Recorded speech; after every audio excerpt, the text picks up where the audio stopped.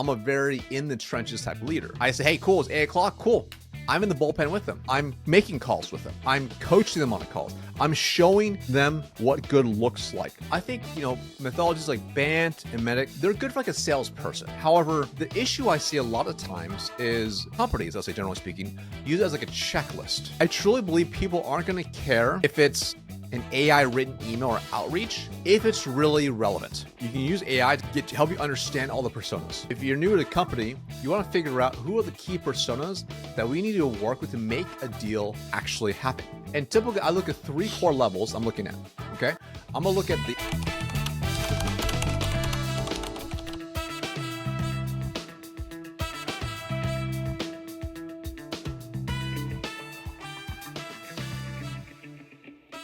Marcus, how's it going, brother? going great. Pumped to be here. Yeah, absolute pleasure. Look, today I have a superstar, on the show. So you guys better, listen carefully. If you don't know who Marcus is, I don't know where you've been. But before we get started, I want him to officially introduce himself. Tell us a little bit about your journey and what you're working on these days. Awesome, man. Well, I'm Marcus Shan, pumped to be here. And if you don't know me, that's completely fine. I'm just a regular guy out here. So I run a sales consultancy called MEDDIC Consulting, in which we work directly with, organizations that have at least 25 plus accounting executives, basically help them uncover an extra 2 to 10 million plus in hidden revenue in their team by helping them install performance systems, right? Now, before I did this, I was actually in corporate America for just over 14 years. Started actually in the field, outside sales as a B2B sales rep, almost got fired, failed horribly, is in the last recession, eventually figured it out, had some pretty decent success, got promoted 12 times my first 8 years, hit number 1 in every single role, got to the point I was running a 110-person sales org, doing over 200 million a year in sales, had a lot of fun doing that, won every single award, rode around corporate jets, it was a great life. Eventually decided to start a side hustle during that journey, and then went all into my side hustle in 2019. And it's fast forward, it's been almost 6 years now. The business has grown tremendously. We work with clients and reps from companies all around the world, from small startups all the way to like companies like Salesforce, Google, Microsoft, etc. So it's been a really, really fun journey as part of it. And most of the time, I'm just helping people basically learn the skills I knew from the very get-go. So it's been a really fun journey, and I'm pumped to be here. Awesome, man. Big congrats. It seems like the business is working, and I have a lot of questions for you, man. I have a lot of questions. I see you add a lot of value on LinkedIn and YouTube, and you're everywhere. So today we want to talk about, again, AI and what we need to do. Seriously, like what's going on in the sales world? What do you see, working with all these clients? Where the main gaps are? Just share your perspective on AI in sales overall, and then we take it from there. Yeah, 100%. So I think it's really interesting, right? When you talk to a lot of the sales leaders or even the reps, a lot of them, they know obviously AI is here, right? They know it's not going anywhere. It's only become more prevalent, but most of them aren't really using it that well, right? They use it at a very basic level, like maybe just like using like a chat GPT and asking like a couple questions, and maybe can you help me write an email and stuff like that, right? So that's what I see across the board. From a leadership perspective, I think a lot of them are saying, hey, team, you should use it, right? Some of them are scared to adopt a lot of AI tools. Part is because, depending on, if it's an enterprise organization, there's obviously compliance and security things they're kind of worried about. They're also worried like, hey, this is hot now. Will it be hot in like 6 months, a year from now? We already have tech bloat already. So there's like this indecision that probably is happening even at that point, right? But when I look at even the rep level, because reality is they can't control what tech the company brings in, but they can still leverage AI for themselves, right, to become far more efficient, to save themselves time. But most of them aren't taking the time to go and try to figure it out. And that's definitely a core issue across the board. I'll give you a really, really simple example, right? So we have a B2C part of the business in which we have individual AEs who invest between $8,000 to $25,000 a year to get coached directly by our team. And, just even this morning, I'm showing them how to do deep account research on prospects at, enterprise accounts. So you can create a really clear point of view to really enhance and tighten your outreach to them, right? And I'm showing them very basic stuff, which, they should know how to do already, but they're like blown away. right? Very, very basic things, right? But you can see like the gears turning in their head. They're like, okay, this is how I need to be doing this, right? And they can see how much time it'll save. Because I'll explain to them. I'm like, listen, before this was easily available, 15 years ago, in order for me to do the same level of research, I would have to go and listen to a 2 hours earning call. I have to take a lot of notes and create my own point of view. And then it might take me 3-4 hours just for that single thing. Literally, I just did it for you guys in like 30 seconds because of tools like AI, right?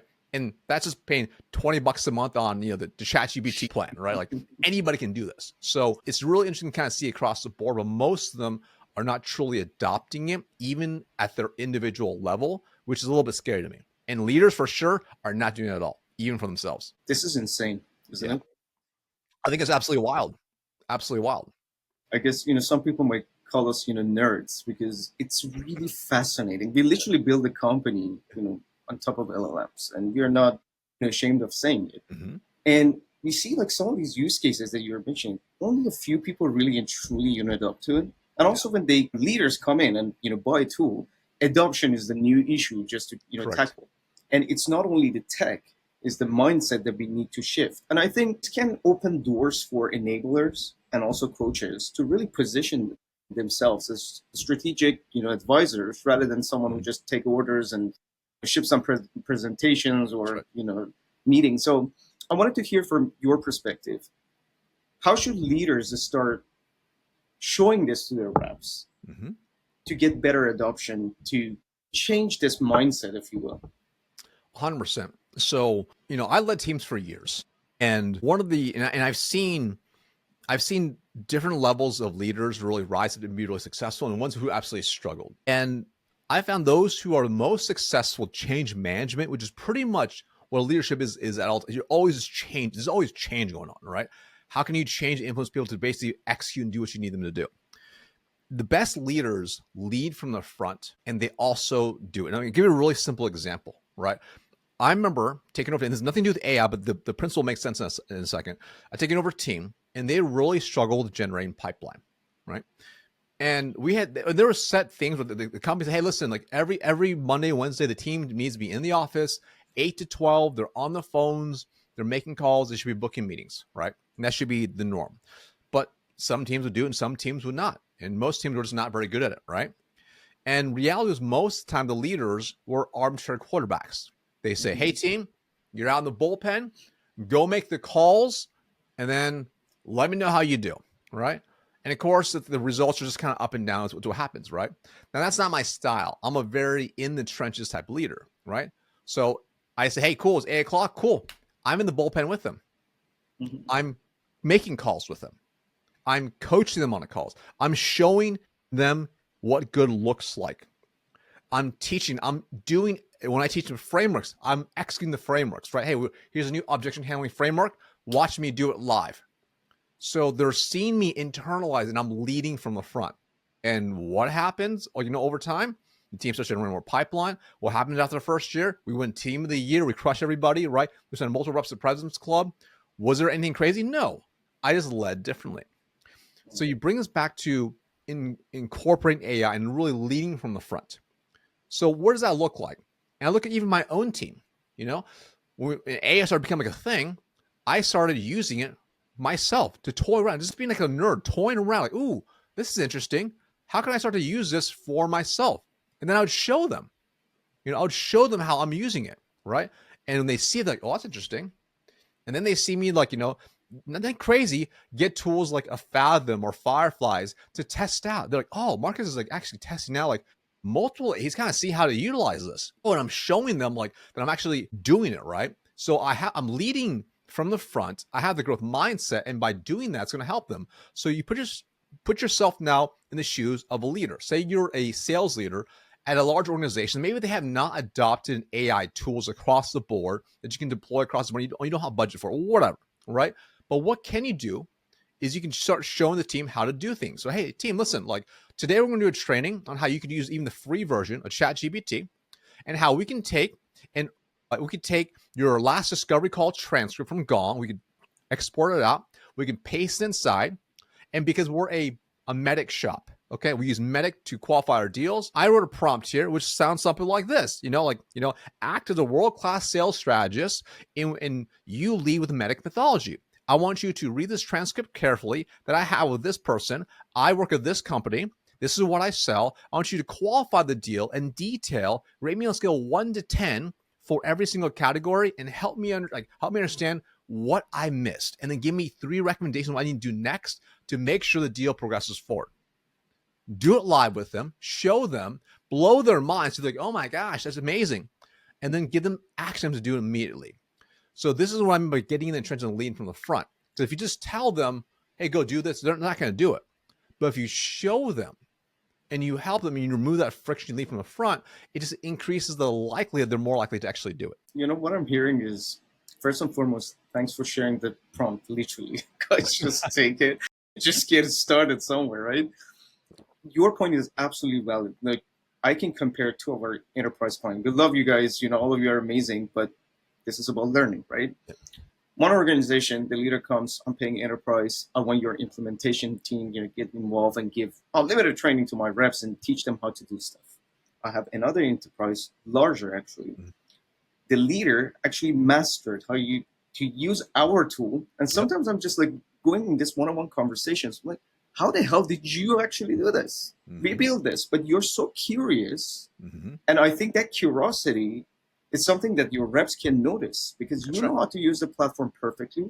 You don't really need my team to get involved, although we get involved, but you kind of like show them this is a transformation that I'm leading and I'm bringing to the organization, starting with me. So if I screw up, it's me first. So guys, it's a safe space. You can go about it and learn. So now let's talk about something really interesting you recently shared on LinkedIn, because you mentioned MEDDIC. Mm-hmm. So things are changing.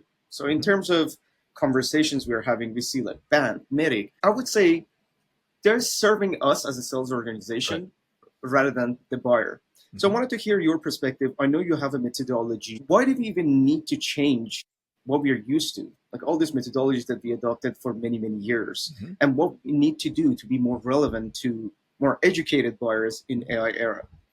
Yeah, 100%. So I think the first piece is, I think, methodologies like BANT and MEDDIC, they're good for like a salesperson, right? So can I at least uncover these things?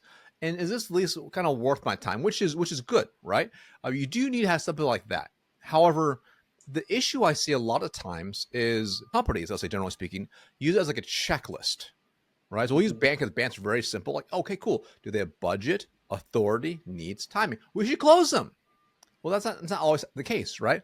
Or if they're using MEDDIC, right? They'll literally go and update all their stages in their pipeline to make sure it moves along the MEDDIC pipeline, right? And they believe once you get to the very last letter, like, oh, cool, we should have a really high chances of winning.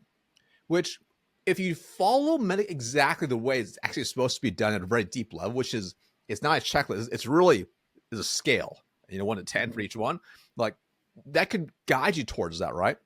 But what I believe to be missing still is that's really not how buyers buy. Like, that's just not how they buy. They buy very, very differently than that, right? Like, I think about even like myself as a buyer of anything, I don't follow MEDDIC as a buyer. It's very, very different. So that's actually why I came up with just a different framework methodology that I find is just a better way of managing your deal and also managing expectations of the deal. Because the issue I find with the typical sales stage is like, hey, we have discovery, demo, proposal, negotiation, close. They think, okay, cool. Once we propose, we should be pretty close to closing them. Not always the case, right? Like I've lost so many deals in that proposal stage because I didn't have the right stakeholders in place, right? And there's other things I'm missing because of that, right? So that's why I created a really simple framework, and I don't take 100% credit for it because, I was heavily influenced by a guy named Nate Nasrallah, which he wrote a fantastic book, and he talks about really how buyers actually buy. And it was actually very, very insightful. I'm like, this is such a good point. I really should restructure my CRM pipeline stage to kind of match this too. And once I started doing that, it was kind of shockingly obvious which deals were actually most likely to close. In fact, before I'll look at my pipeline, for years, and even big orgs, I'll be like, okay, cool, we're close to the end. My gut tells me though, I know we're not really we're not going to be close to closing these, right? So the new methodology I use, let's call it advanced, right? ADVANCED, right? So each one stands for a different thing, right? So first is A, which is acknowledge problem. So the first step is like the person you meet with, do they acknowledge there's a real problem? And the mistake I find a lot of people make is they focus heavily on their product and they're like, oh, this is a cool, shiny new thing. They're going to want to buy it because of that. And it's a nice to have, right?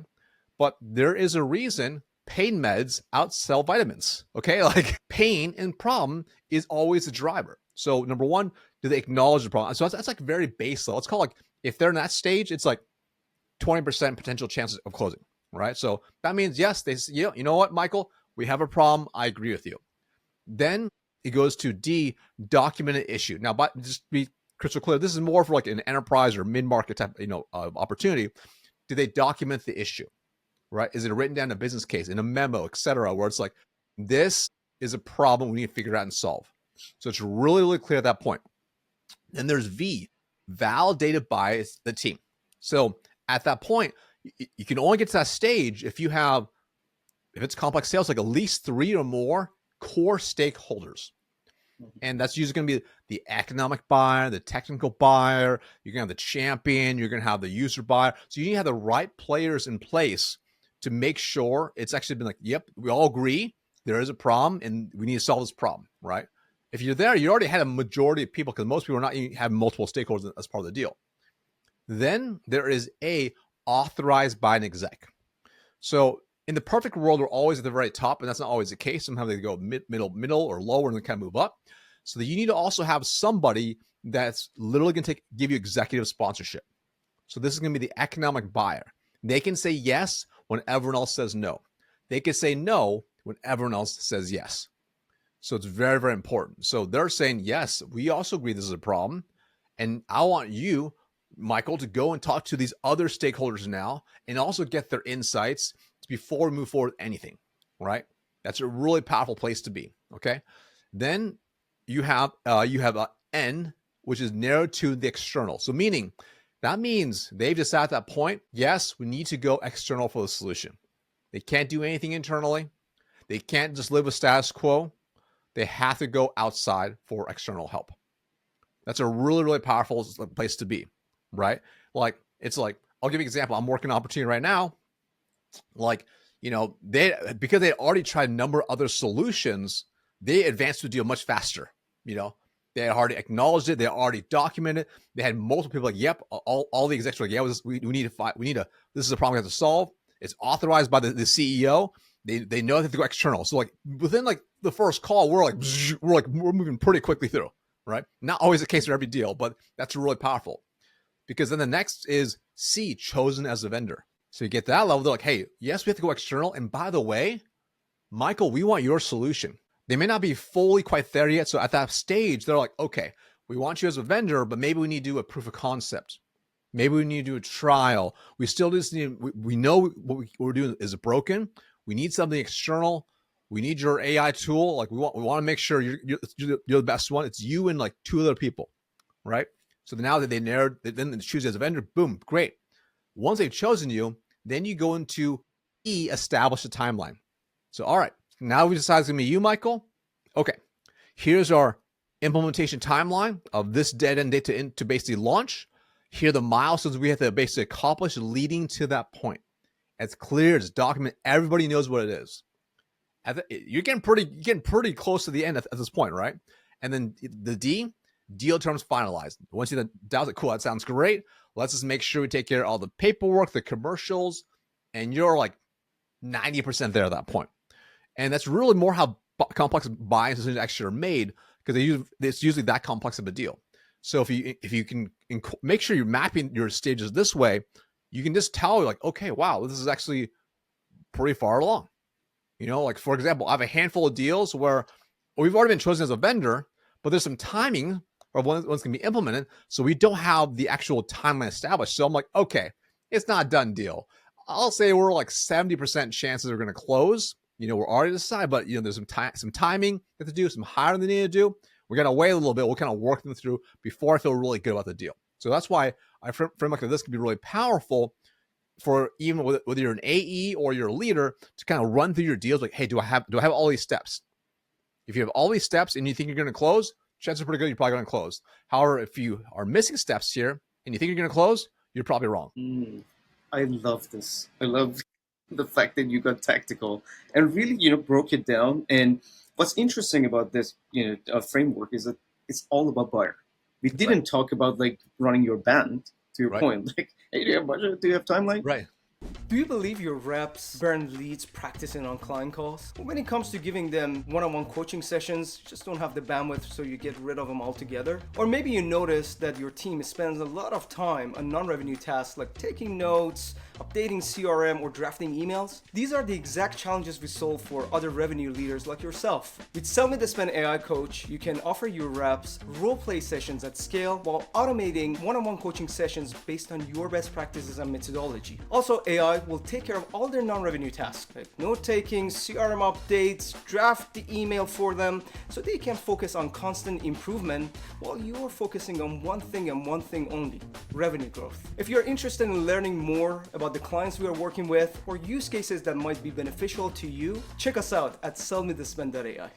Now, I wanted to ask this question because I'm sure you're working with a lot of teams. You see, where the gaps might actually be, even in your framework right now. Where do you see, I mean, case by case, but for the sake of our audience, mid-market, enterprise, CROs, VPs, enablement leaders, where do you see AEs mostly a struggle with running the deals through their pipeline based on what you just explained? So what's really, really interesting, if we were to use the advanced framework, okay, where do they kind of get stuck?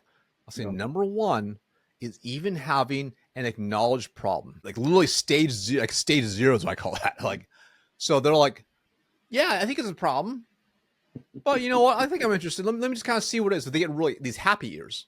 So they, they're like, oh, this is awesome. This person really likes me.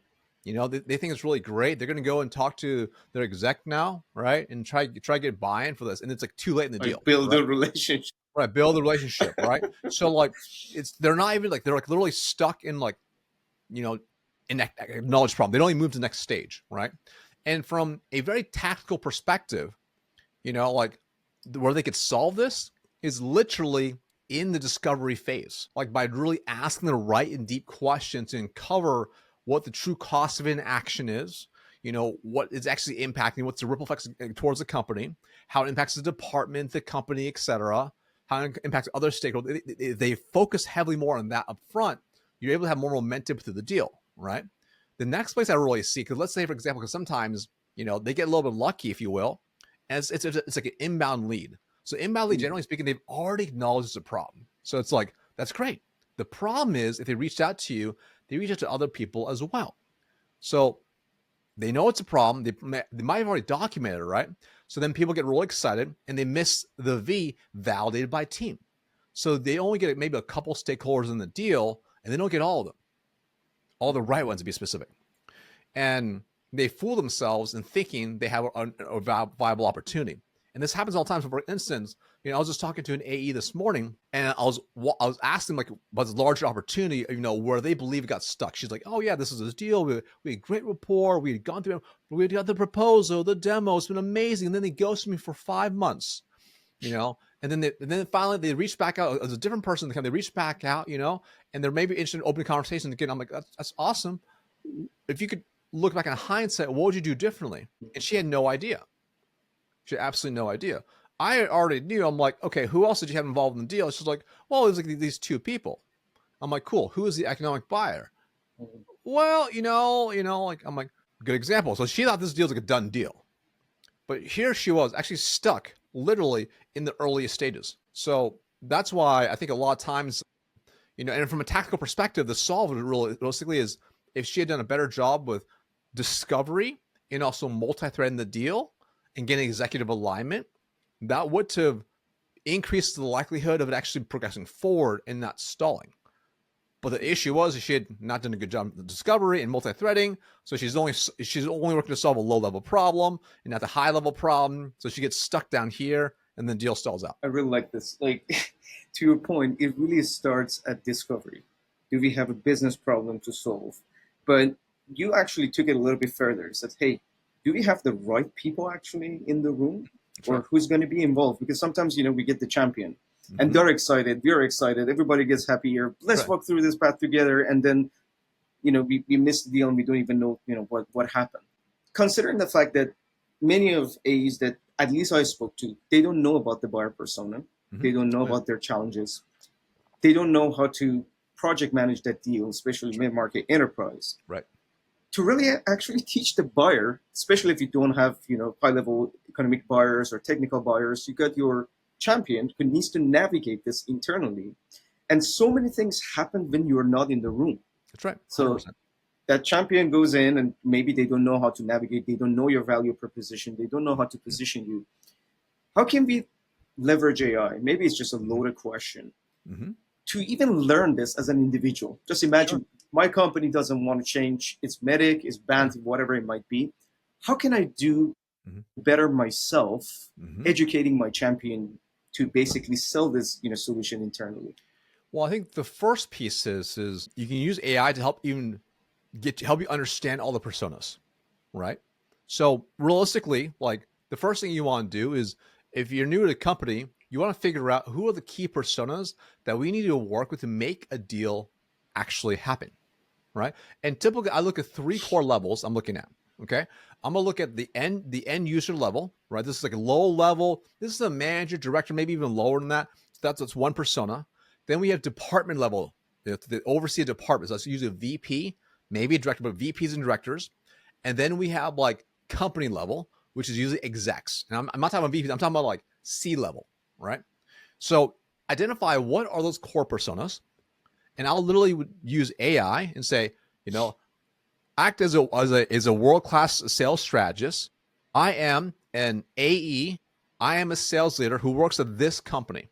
Put in the website. This is what I sell. This is the solution. Here are the personas I sell to. Please list out, the titles that fall within these persona groups and these type of companies that we sell into, and list out what their pains and frustration challenges they run into and their core initiatives. And then also share with me exactly how we can link our solution to each level. Put it all into the table so it's really organized so I can look at it very easily as a cheat sheet. Just by doing that, you already had the game, right? It'll spit out more, and obviously you can reprompt to get even tighter and tighter and tighter, but it'll give you a very strong baseline of having a persona chart based off the problems and frustrations that you can start targeting, right? That's the first step, just by simply doing that. Just by doing that, this will improve your outreach. This will improve how you run discoveries. Because then you utilize them like, okay, cool. So I'm preparing for that conversation at the C level. How, what type of questions should I be asking? What level of insight should I provide for them so they know it's worth their time? And you can start to build out these things to make it far easier. And if you want to get really, really advanced, right? Let's say, for example, you're preparing for an executive level conversation. You're new at a company, right? You do the same exercise I mentioned. And then you say, okay, cool. Like help me. If I'm meeting with this title at this company, this is the workout. I want to create a really clear point of view slide in which I can share industry insights of other challenges this title is running into that's relevant to them. And then I want you to bridge it with how I can help them with just like 2-3 clear bullet points. Okay. Write it out for me. Have it write it out. Boom. It's going to give you something probably better than you'll probably create yourself unless you just happen to be really, really smart. You take that, you go use a tool like Gamma AI or something like that. Okay. And Gamma AI is a tool. I'm not endorsed by them anyway, but it'll go and make you a slide deck. That's like probably way more beautiful that you can do in like seconds. You take that, you throw the POV data inside, and you can throw their logo on, and boom, it'll spit out this like beautiful like 2-3 slide POV deck. So now you can utilize that, and then you could start. Then you go into your meeting, your first meeting with that person, and they're expecting you to probably ask them a bunch of stupid questions that are very low level, right? And instead, you can say, hey, listen, Michael, based on our conversation, like I mentioned, we work with company A, B, and C in your same industry, in which we help them achieve this amazing transformation. Now, obviously, like I want to find out more about your company, but since I reached out to you cold, I'm guessing you probably want to learn more about what we do first before we dive into it. Is that fair to say? Yeah, sure. Awesome. Would you mind if I also share some key insights that might be useful for you? Because I do speak with CROs like you all the time. Would that be cool? Great. You pull your deck up and you're like, cool, insight number 1. And they're like, Oh my God. And you can turn into discovery. Hey, insight number 2, how are these 2 insights, how are they showing up in your world? Oh my God, this happens all the time. This is the exact problem we're into. Got it. And what are you doing right now to try to solve that? Well, this is what we're focused on. Now, again, because you are so clear in your persona, you did all this work already using AI, your conversations are flowing much easier. The key is like you're using to do a lot of heavy work for you that you normally before have to manually do. And then you build in high-level sales skills to leverage it together. So you're like a super rep at this point. That's how you use AI. I love it. That's how you drop value. You give another prompt to them. But look, this is really interesting. It sounds very simple, and that's actually make it more powerful. So people don't confuse like, okay, Right. add this and that, go build a master prompt. It's just simple questions. You have EQ, you can really ask these questions. And I love the fact that when you go on that, let's say, discovery call, instead of like starting with a typical, that's how you differentiate yourself, right? Let's set up the agenda. Let's ask these questions. I start building the trust up front by saying, look, I've done my work. I have something relevant to you. Let's have a conversation around this, let's say 3 topics. And there's something. And if there's nothing relevant to this execs, they correct you. It's like, That's look, 100%. none of these things are, relevant to me, but let's talk about this, because at least you earn that respect. Exactly. Marcus, you mentioned we can use this for prospecting. We can use this basically for our outreach. Let's talk about top of the funnel right now. We paid too much attention to AUs. Hopefully you guys got some good value from this. Let's talk about our SDR orgs, BDR orgs. With AI, we have more noise, obviously. Your LinkedIn, I'm sure, is just full of messages. Oh yeah. Same as your emails. I don't see, to be honest, like much difference compared to a year, 2 years ago. People still try to spam, but we get more, spams right now. Right. So how should we really differentiate? Whether it's LinkedIn, email, cold calls, there are different channels. How can we sound different? Yeah. So I think the first piece is relevancy is the most important thing, right? That's like the number one thing, right? So like what you want to think about when you reach out, are you actually relevant to the world, right? And I think the mistake is because of a lot of these AI emails you get now, it's pulling like really generic stuff out. So the first one is just very generic. Hey, Marcus, you see you've been running this business for 6 years. That's very cool. Pitch, right? Like, how can you get so relevant to the point where, let me back up. I truly believe people aren't going to care if it's an AI written email or outreach, if it's really relevant. And let me give you a really simple example. We've all done those things where we search for something that we're trying to get. For example, I was looking up some new running shoes for like some Hokas. I'm looking it up, right? And what happens after that? I get these targeted ads nonstop, okay, from shoe companies. But do I mind that much? Actually, not that much, because I'm actually in the market for the shoes. I know they're using machine learning and AI to retarget me, and I don't care because I'm actually in the market, right? It makes sense to me, right? Now, some ads are better than others, okay, just like anything else, but at least it's relevant. So I share the same thing as well, where if it's really relevant to them, it's really clear you know their problems, they're more likely to pay more attention. Now, there's little things you can do to really take it to the next level, right? For instance, like you can make sure it's more human-like in the email. You can add like PS line, PS, by the way, like love the timepiece you wore in that picture, Marcus, and blah blah blah, whatever. Like, you can get really specific you want, right? Like that makes it very, very nice. But then also, how can you use like maybe video, right? How can you create them a custom Loom video, embed it inside? But then on top of that, how can you make sure you're on multiple channels? So that means you're engaging in different ways. So even with our outreach sequence, once we identify a prospect, we don't start doing outreach directly. We do a little bit of a buildup, right? So like we add them to a sequence. It's like first we engage and comment on their stuff for like 2 weeks at different intervals, right? So we start building that presence. Then a connection request is in between, right? We don't send a pitch immediately, right? So we're still doing all this build up. Then we send them a video message, a custom video message, right? But it's with very targeted research. And we're just leading with relevancy, right? So it's like, for instance, like for what we do, a little research, like, the earnings calls, transcripts, we use AI to do all the research, right? We find out what's most relevant. We figure out key triggers, right? So, for us, like a couple key triggers we like to look for is like, number one, like, are they growing in sales job openings? That shows like there's probably open territories, or they're expanding growth, or they've had turnover. Those are all things that potentially that means people are not performing. We're looking at other things as mentioned, maybe the earnings transfer, maybe they're missing their number or whatever, right? Same thing with the rep view scores. So now it's like we're able to like create a really custom message. It's like, hey, on the phone, hey, Michael, reaching out because let's listen to your earnings transcript, saw that you guys are focused on growing double digits, for the next fiscal year. Also did notice that, your job opening growth is like 40% over, this past 3 months. And also on rep view shows that the average attainment is like 22%. So I have to imagine your number one challenge right now is making sure your team is performing while your new hires also ramp up too.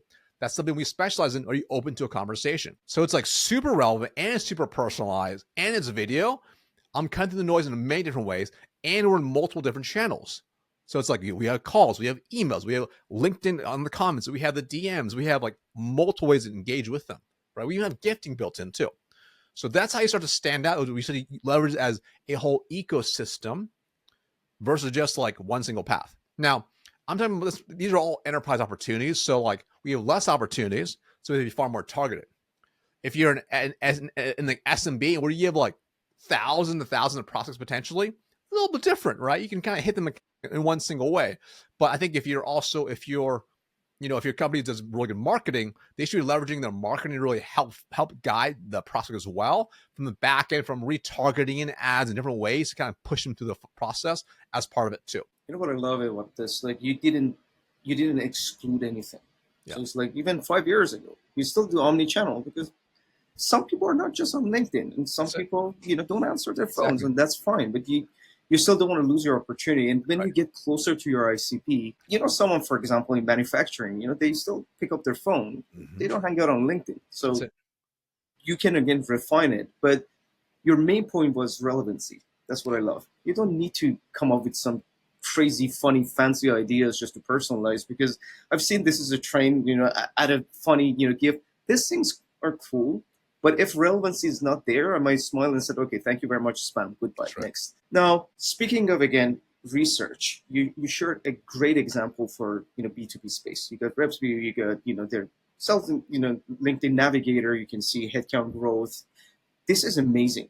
For someone who doesn't have access to or they don't actually sell to B2B SaaS players. Let's just simplify it.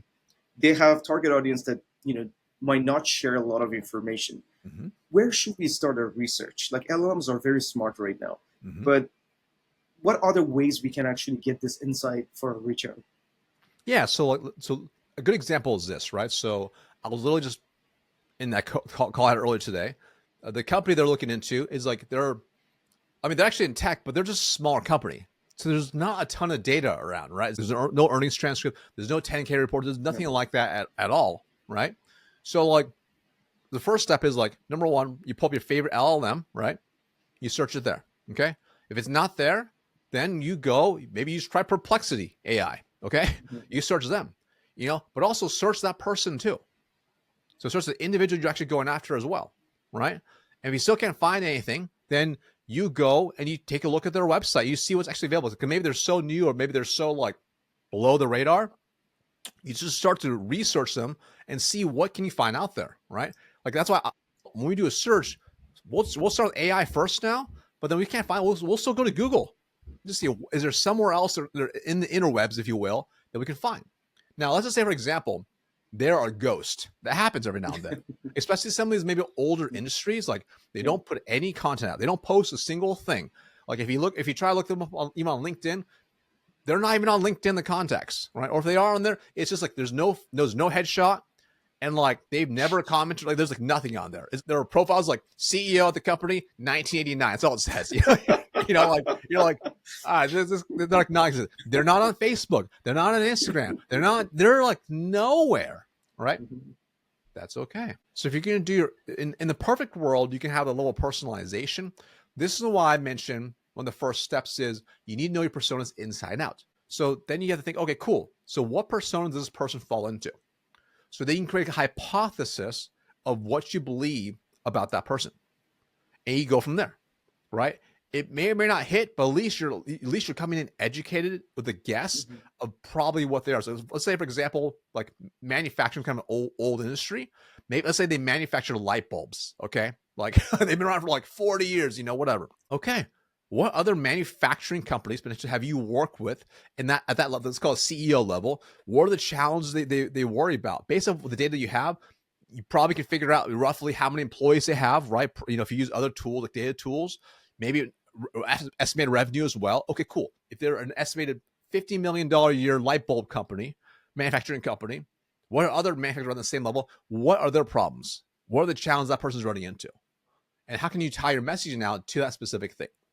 And if you're not sure, you can also use AI to search it. If you're not sure, hey, this is like a very specific industry I'm trying to break into. This is a company that there's no research on them, but this is what they are. Like, help me like uncover what might be core challenges of similar CEOs in the same industry, and what might be a point that I can lead with. So again, you don't have to be the master of the response, but you can be the master of the prompt. Okay. However, use some critical thinking skills and look at the data like, oh, does this make sense or not? Because if it doesn't make sense, you need to challenge it. Because as you and I both know, it's not 100%. Like, it'll spit stuff out. It'll sound so confident sometimes. You're like, am I wrong? And you're like, did you ask a question? And you ask it Are again. you sure? Yeah. Give me your probability that this is the right answer, right? Oh, 60%. Okay. How can you be 70%? And it's a completely different answer.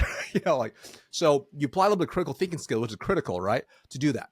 But that's how you could start to cut through the noise and actually do things a little bit different, right? But what you also want to think about as well is, let's just say they're non-existent. Online, what could you do that's different to break through the noise? Could you do a physical mailer that's completely different? Can you do a physical drop-in? Also, like, one of the most underrated ways is, okay, take a look, like, who do you know that might be able to refer you in? I was talking to a really successful AE earlier today. He's been selling for 37 years in healthcare tech, space for a very long time. And he's been really successful because he's known so many people over the years. So he's able to get referred in so many different ways. So he has tons of credibility, right? So he doesn't even prospect because he just gets referred in just these other opportunities, and they get bigger and bigger, and they trust him, and he's crushing his number, and he has them for years and years and years, right? So, like, old school way, 100% works still. 100% works. It's as funny as it sounds. I don't know if it hurts my business or not to share, but we get 60-70% of our pipeline through referrals. Love it. So people that we know, word of mouth, and I guess again, especially for a company like ours being bootstrapped, it makes a lot of sense. We don't need to really spend shit ton of money on marketing and ads and all this. Your CAC goes down drastically because exactly. you don't have to worry about actually acquiring a customer at the same price point. I love it. Look, I have so many questions for you. Maybe we should do another one. But I'm going to ask you quick questions. I want really quick answers just to wrap it up, if that sounds good to you. Okay, so let's finish the sentences. Sales leaders will be more effective if they only coach more. There we go. Coaching. This is another topic that we can definitely cover. Instead of sell me this pen in 2025, sell me this pain. I love that. It's a good one. How your sales career impacted your personal development? Well, it jump-started it because I almost failed, and I realized I was actually really bad at my job. So I had to get better at my job. If I hadn't failed, I'd probably be like a mediocre rep, realistically, convincing myself this is the best it's going to be. By almost getting fired, I'm like, I need to basically turn my game around. I love that. Previous guest on the show, Matt Luria, he's the VP of Global Commercial Sales at the Sprout. He asked you a question. Let me just read it as he actually phrased it. How does Marcus view the agentic experience from a learnings perspective for people in all different positions within a selling organization? Can I make it more specific for my selfish need? Yeah. How do you train the trainers or coach the coach with AI? Let's talk about that. I think the mistakes that I see sometimes is like you have to like log in to have to like coach you and do whatever, right? And or you have to, you have to ask a question. Like, for example, there's some tools out there. It's like, hey, like all your calls go inside here, and then you can ask it a bunch of questions. Now that requires you then using that tool to ask yourself questions and challenge yourself. And only a certain percentage of people are actually going to do that, right? So I think the ideal situation is you actually have an AI that's literally coaching you throughout. So like literally like, I think of like Iron Man. Iron Man's a great example. Iron Man had Jarvis in his ear. Okay. He's not asking, yes, he's talking to Jarvis and asking for different things, but Jarvis is warning him, hey, look ahead, watch out for this. You're running low on this. Hey, you're approaching altitude, it's gonna be way too high. So it's coaching like in live time at all times, right? And in the future, I see that as a very real possibility where we have these types of agents that are coaching us at all times. Like I was talking to my buddy, he's using a new AI tool. It's a pendant that you wear that records all conversations. Very, very cool. And he says at the end of each day, it actually gives him, like, here's kind of the outline for the day. And it even gives him a little bit of coaching that he has set up that way, right? Like, for instance, like, hey, when you're talking to your kid, you're a little bit rude. You probably shouldn't be doing this. Now imagine if that's real time. So it's like as you're like in the moment with a prospect, in the moment with an AE trying to coach them, and maybe you're not at their best self, or you're not sure what to say. It's in your ear saying, hey, they did a really good job with this. Start with this. It's like, oh, cool. Good. Okay. Hey, Michael, I just want to say, first off, really great job leading the call off. Really strong agenda. Really setting the tone is really, really great. Okay. Now focus on, the first question you asked, because it was a little generic and led to a very generic answer. For instance, say it like this. Boom. Hey, so here's your opportunity, Michael. In your first question, you said this. Not bad. Here's what I recommend instead. Boom.